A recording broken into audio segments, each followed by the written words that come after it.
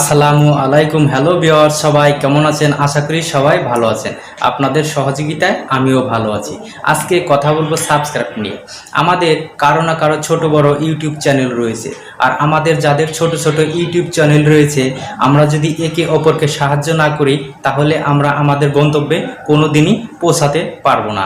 তো আসলে গন্তব্যে পৌঁছাতে হলে সঠিক নিয়মে সাবস্ক্রাইব করা জানতে হবে। তো চলুন বন্ধুরা, আজকে আমরা জানবো কিভাবে সঠিক নিয়মে সাবস্ক্রাইব করলে আমরা আমাদের গন্তব্যে পৌঁছাতে পারবো।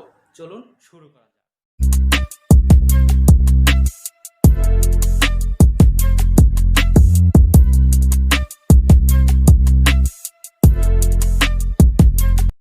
আমরা একে অপরকে কমেন্টস করে বলি, ভাই আপনি আমার চ্যানেলটি সাবস্ক্রাইব করুন, আমিও করব। আসলে এভাবে সাবস্ক্রাইব বাড়ানো সঠিক নয়। এই সাবস্ক্রাইবকে বলা হয় অটো সাবস্ক্রাইব। অটো সাবস্ক্রাইব দিয়ে একদিন পরে চলে যায়। আমারও এরকম হয়েছে, আপনাদের যেন না হয় তাই সঠিক নিয়মে সাবস্ক্রাইব করুন।